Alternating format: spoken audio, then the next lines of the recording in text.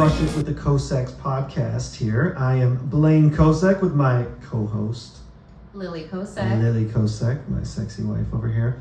She's also the queen of co-hosting, which we'll kind of get to later on in this podcast.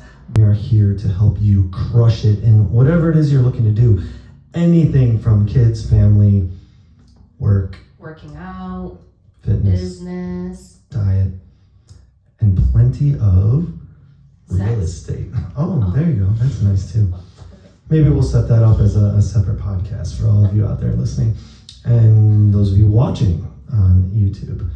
But anyways, this podcast is designed specifically to help anyone that is looking to 10x whatever it is they love or dream to do, kind of help you set the stage so that you can build the confidence to go ahead and get started and do it. I think we're just want to show everybody that we are just two ordinary people from two ordinary backgrounds that kind of stepped out of our comfort zones and did something a little bit different. And so far, it's been a pretty awesome journey, to say the least. Yeah, so those of you that don't know us, they're probably like, how are you qualified to crush anything? What have you crushed? And we're going to talk a little bit about that today, some of the things that we did. Just a little rundown. We both started out as Chicago public school teachers. I taught for 18 years. I taught for 13 years. So we got a lot of education under our belt. And, we just started thinking about, are we going to be teachers for the rest of our life? What are our lives going to look like if we remain teachers? And nothing against being a teacher. I loved teaching, and there was nothing that was pushing me away from teaching, other than the fact that there were some dreams that I wanted to go after that was being hindered by being a teacher.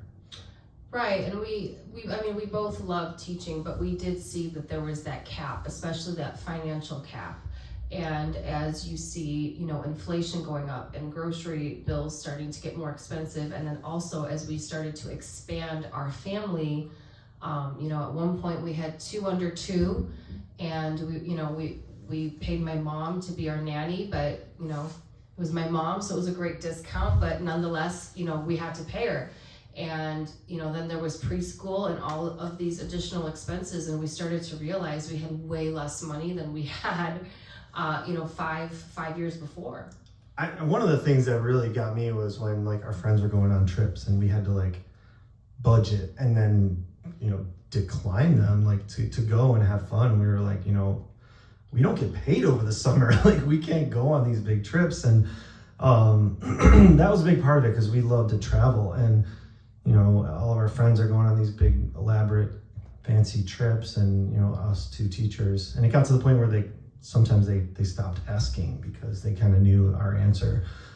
So that kind of started it for me a little bit, and now I feel like we can travel whenever we want. It's pretty awesome. We've been traveling a lot. It's been pretty fun. Yeah, so that's what this is going to be in a gist, really kind of showing you what we did to get us to a point where we feel like we're crushing it every day as parents, as real estate investors, as realtors, as, a married couple, yeah, too. Just working always on our marriage. And we recently got tattoos that say, they're matching tattoos, by the way, and it is our wedding song. But the quote is, it just keeps getting better, because it truly has been getting better, and even just us together as a married couple. Yep, every day it just keeps getting better and better.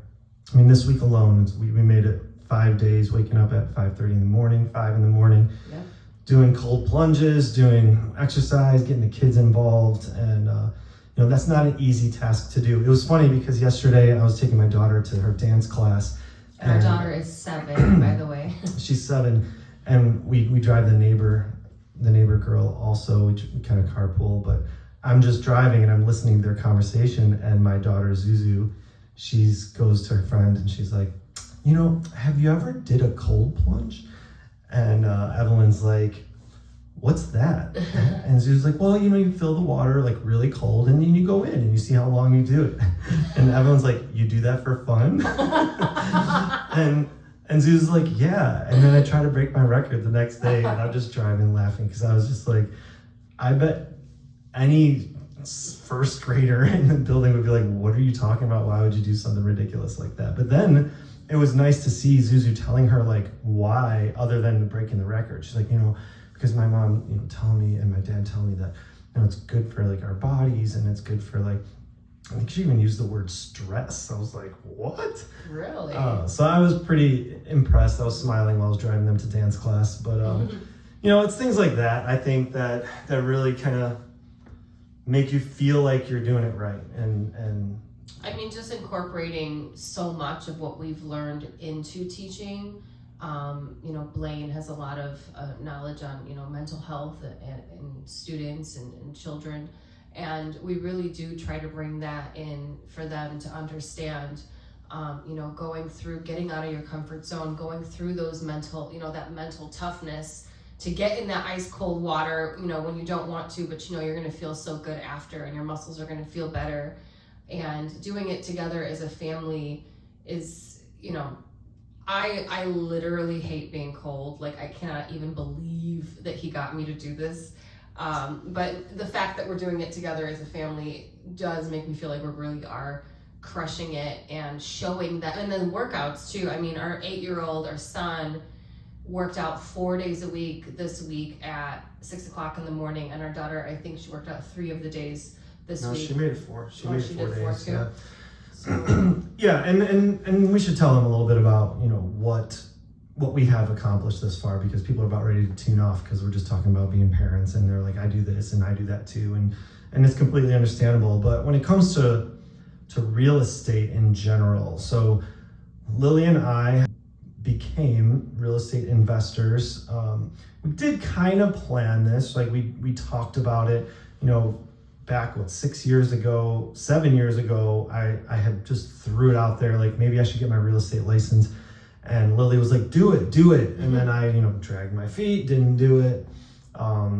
Next year came around and I said it again, and she's like, do it. I literally pulled out my laptop and started signing him up for the class. But at that time, we had baby number 2 on the way. Baby number 1 was 1. And it you know what I mean? It was like, we have to do it now, because if you're not going to do it now, what are you going to do? When are you going to find the time to do it? Yeah, and thank God that she did, because I'm one of those people. I have these great ideas, and sometimes I need a little push. Sometimes I, what is it called, imposter syndrome, or I just lack that confidence at times, which I'm starting to get away from that now. But anyways, to get back to what we're saying, 6 years ago I got my real estate license. I've been averaging between 15 and 25 million in sales per year over the last 4 or 5 years. I've grown it to a real estate team, and I have 6 agents under me now. Lily is also a realtor, and we have acquired, where are we at, 24 rental units. 24 rental units total. In the past almost 3.5 years. So 24 rental units comprised of single family homes, duplexes. We also have a 4-unit, and we've converted many of those to short-term rentals that we'll get into, because we also own, and Lily owns and manages a short-term rental and mid-term rental, basically property management company. It's more like co-hosting. And we also furnish homes for clients, and we have grown in the past less than 2 years. We've grown to close to 50 listings. 50 listings! I can't even believe it.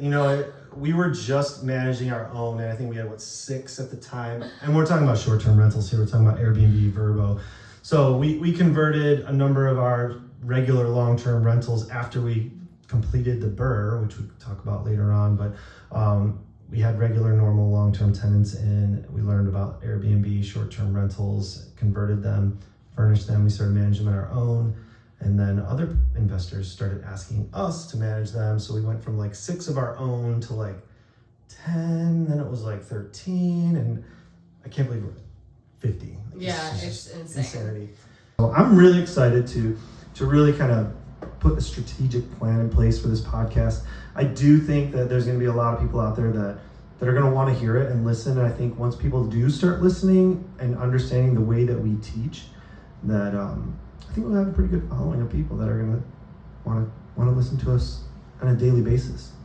And if not, we'll get to spend a lot of time together. Then our family can tell us that they listen to it every once in a while and just click like every once in a while and subscribe, whatever. But anyways, yeah, so that's what we're going to be talking about over the life of this podcast. And, a lot of it will be about real estate, but not all of it. I think, real estate is kind of what got us to this point. So we definitely can't leave that out. And I know for sure there's a lot of people out there that are still trying to understand real estate and, how do you buy real estate on teacher salaries? Like that right there, I think is going to be a huge podcasting episode. But honestly, finances too. The number one reason that people get divorced is because of finances and money. And being able to talk about that with your spouse, being able to budget together or, set goals together and really be diligent about, working on those. Yeah, I remember when we were teachers and it was coming time to the end of the school year and we knew we weren't going to get paid for 2 months. We were like, oh my God, we got to make sure we have enough money to cover the mortgage for 2 months. And now we're like, oh my God, we have a $15,000 credit card bill that's due in 3 weeks. Like, how are we going to move money around and make sure this gets paid? Oh my God, we owe, contractors $32,000. And it's like, it's just crazy. Yeah. Think about 5 years ago, we were worried about having $6,000 in our bank account to cover 2 months of mortgage or 3 months of mortgage. And now we're paying, off our credit cards every single month and they're, plus $15,000 to $30,000. So it is definitely something that I think every one of you are going to want to kind of listen to. Our journey just kind of coming and, closing that door of education, that was, it was hard for me, for sure. Because closing that door is really closing the door on your identity that you've built for so long. I knew I was going to be a teacher since I was in 4th grade. This is exactly what I was going to do. This was it. And my mom, my sister, my grandma, I got 5 cousins. We're all teachers. Everyone on my mom's side of the family, if they're not a teacher, I would be surprised because it's 95% of us. But we do. We love teaching. We love educating people. We love the joy. We love children. And, we teach adults. I was a professor also in a college at university. But it was hard. You're right. It was kind of changing your identity. And when we were doing that, I think it was scary for our family because they were seeing our identity change. And we did get some pushback, in the beginning. And I think I took kind of resentment from it. I kind of got a little upset, and my family that was trying to kind of steer me away from leaving, teaching. And now that I think about it, it was more because, I was going to be a different person. The person they love is changing into someone completely different, essentially. But I don't know. How do you feel about that, Leila? Well, I think you took the brunt of it because you did it first. By the time I did it, they realized, well, we didn't fail and we were growing and it made sense. I did get some pushback, but it was more from friends, I felt like.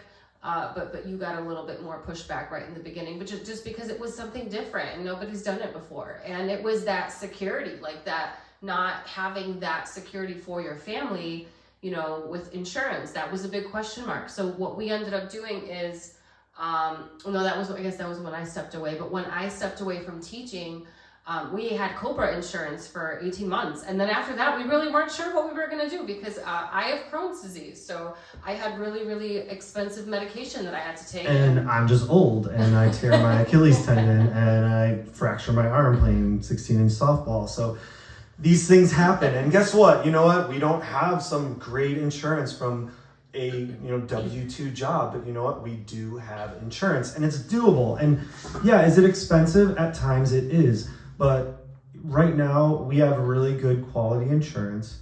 And this will be a whole nother podcast down the road, but just finding the right people to help you understand that. And I think a big part of this podcast is going to talk about networking and putting yourself in the right room, being able to talk to the right people, and really kind of elevating yourself into where you want to be. So I'm excited about this podcast. I think it's going to be awesome. I was going to swear right there, but I didn't know if we were going to actually like have any swearing in our podcast. I listen to so many podcasts. The kids are probably gonna I know. I was really like, we're going to fucking crush it, but no, I don't know. I don't think we're going to be a big swearing. I'm not a big swearer anyways, but we are confident people, and you'll see that, and I think sometimes, I'll be honest, Lily's a bit more confident than me at times. I'll get into a couple of these properties that I was ready to bail on, and if it wasn't for Lily over here, probably wouldn't have bought them. And right, and like we are really big James Clear fans. I think you read that book more than probably Atomic Habits, more than any other book, right? And I've read it a few times too. And one of the things is, we really want to make sure that we are improving at least 1% better each day in all the things that we do. So it's not like you crush those goals from, one day to the next. It takes time, but if you're constantly improving in everything that you're doing, so for example, like that cold plunge, like, if in your head you're like, no matter what, I'm going to do better than I did yesterday, even if it's, a second better, that is better than not, right? So, if we're doing, bicep curls or, something like that, just doing a couple more reps than we did the day before, is already improvement. And obviously consistency is huge in everything that we do. And a lot of people ask us like, well, you guys worked like 9 months out of the year and now you work every day, how does that, how do you feel about that? But the truth is, not only 9 months out of the year, we worked from like 8 to 3, and now we're working 24/7. No, we don't work 24/7, and now like we've really kind of gotten ourselves into a good system, and we have a good team now, so we can have a lot more time. But it's true, but we get to pick our hours, we get to do the things that we want to do, and then, sometimes it is the hard things, but we try to delegate, the things that don't excite us as much. But also, it is that daily consistency. But even if it's an hour every single day, it's 7 days a week. So what? If I'm on vacation, we just went to Europe, and sometimes, Blaine had to take a couple of phone calls here and there, but you know what? He got like 2 listings while he was in Europe. So those phone calls were important, and he actually was literally talking to one of his clients on like a ski lift while I was having a panic attack because I am afraid of heights. But you know what? So what? Because that, that will elevate him to the next level and improve every single day. So you got to be consistent. Yeah, and there's another book, The 4-Hour Work Week, right? And I can't remember. I think it's Tim Ferriss, maybe. I'm not sure, but where real estate allows you to potentially be able to do that, to work from wherever you are on the world, on this planet. So, I think that's another reason why we kind of fell in love with real estate was that, other than me going and showing houses or, going to a listing appointment in person, 99% of the job can be done from my phone or my car, and we can be anywhere and I can get some of that stuff done. So, and then that allows you to implement a team to take over some of the stuff that takes up a lot of the time. So at some point, I know we're going to have a solid team, which we already are growing this great team already, to the point where we're just going to be on a do you need me basis, and let's check in once a week for an hour or something. That's really the ultimate goal here. We're podcasting from the Bahamas. Yeah. Bahamas, Mexico, Europe, Italy. Yeah. Table full of pasta and some nice red wine. It's like 300 pounds. No, Leela, because you're going to be doing cold plunges in like New Zealand or something. Oh, my God. Or Greenland or Iceland. I don't know.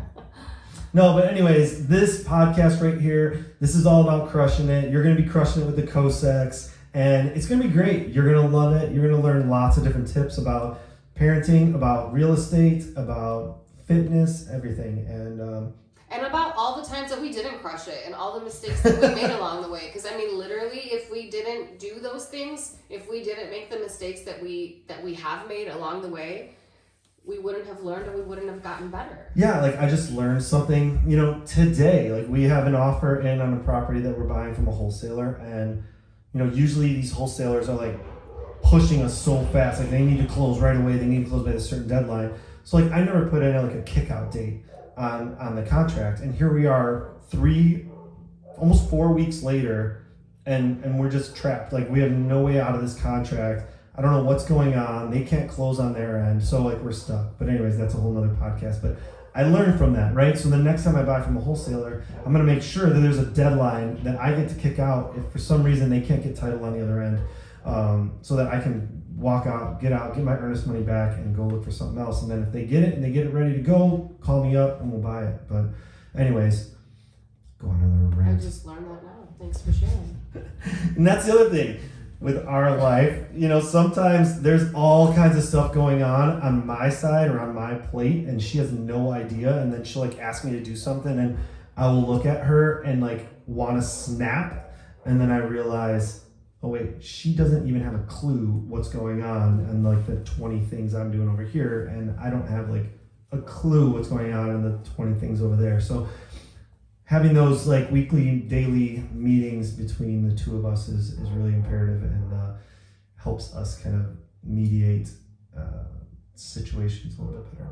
Yeah, and just taking turns. Like there are times where I'm like, Blaine, I need to go take a bath or like go for a run, or I'm gonna have a panic attack. And he's like, I got you. And so he'll take the kids or put them to bed or whatever, because he knows like that is what I need.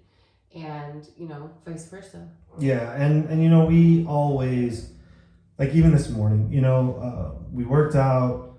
I had to be at a final walkthrough at 9 a.m. So I had to drop the kids off and then just go. And I came upstairs, started making breakfast for the kids. She went right upstairs, got ready, and then literally we were passing each other. As I was walking up the stairs to go take a shower and get dressed, she was coming down to kind of finish getting the kids ready. And then right when I got ready, I got them in the car, we took them to school, and went to my final walkthrough, had a good closing today. And it's you just figure it out, I guess. I've had a lot of people ask me like, how is it like working with your wife? And ew, with that tone? Yeah, with that tone, exactly. And I said, well, first of all, I worked with her. That's where I met her. She was a teacher in my building, and I met her. Next thing you know, I'm married to her. And we worked together, but that was brutal. So when we worked together, and it wasn't even working together, it was the commute. Yeah. Commuting together, oh my God. I don't know first how of all, we were not sleeping. We had two under two, exhausted, not sleeping, and then we had this 1 hour commute in the morning. And Blaine would be like, God, I'm so tired. And I was nursing and got up for our daughter like 3 times. And I was like, I'm gonna kill you. This sound is stuck in my brain. If you don't know what that is, it's a pumping machine. And it's literally next to my ear while I'm trying to sleep in the middle of the night. And then 2 minutes later, the baby wakes up and I get an elbow in the side of my arm. It's like, I haven't slept yet. But anyways, yeah, that commute was fun. We got to the point where we were like driving separate. Like it was the biggest waste of gas. It was like, we're both driving the same place. Because we don't want to sit next to each other for an hour and 10 minutes. But anyways, yeah, that happened. That's changed. But that's the thing, you guys, like now. You go through rough patches in your marriage. I think that wasn't the most difficult time. It was the year our daughter was born. We love you, Zuzu, but man, that was a rough year. Yeah, and you're adorable. I love you so much. But oh my God, it was rough. That was rough. But yeah, we made it through. We are crushing it now. But now we're like together 24/7. Yeah. So how is it? How did you answer that question? I said exactly what I told you. What I said, we worked together for a long time already. So this is like nothing new. I didn't say hate it. I said it was brutal. The commute was brutal. And then I brought up the baby and all that stuff and no sleeping. Now it's different. We get up in the morning earlier than we did when we were teachers because we get to like work out together and like, I don't know. It's just a totally different dynamic when you control your day. And I think that's also part of it is like we are in control of our time. So before we weren't. It was like we had to be out of the house by 6:15. We had to be on the road. We had to be at school from 8. The only time I had to myself is at 11 o'clock. You know, like it was. We just didn't want to be stress. late because we didn't want, you know, our principal upset with us. And so then I'm like, let's go. I gotta go. I don't want to be late. Yeah, and all you teachers out there, and I'm sure there are plenty that have, you know, husband and wives in the same building. You know, we had to like switch schools because we were taking the same days off. We're going on vacations, and it's just like, oh God, the drama. Too much drama. But yeah, no, now it's full circle, but a whole lot better and a lot less drama. And we do work together, but we're not together all the time because we do take bigger leadership roles in the different businesses that we have. Yeah, by the way, we have 4 businesses. So we have Mindset Real Estate, which is essentially my realtor business with my real estate team. We have BLNZ, which houses the majority of our rental properties. We have No Zoo Properties, which is a partnership we have that houses another cluster of properties. And then we have Mindset Management, which is Lily's co-hosting business. So 4 businesses, 2 people, 2 kids, crushing it every day. 2 dogs that keep barking. Oh my God. Sorry, guys. We had 1 dog. That'll be another story. A story for another day. Yeah, That's a question right there. Who goes to Vegas, comes back with a tattoo and a dog? We do. Not many people other than these crazy Koseks. Yeah, we'll talk later about how that happens. How do you go to Vegas, come back with a tattoo and a dog that barks like crazy? That was my first tattoo and only tattoo, by the way. I have 2 and I want more. Speaking of, you know, there's the tattoo convention is next weekend. Speaking of, did you know that Club Tattoo just emailed me? Ding, ding, ding, ding, ding. It's a sign. It's a sign, Mila. All right, well, let's wrap it up. This is our first podcast. You know, we're just kind of getting out there, and first episode, Crush It with the Koseks. We are ready to crush it, help you crush it, and let's get it going here. Are you ready? See you guys soon. Crush it. Episode 1.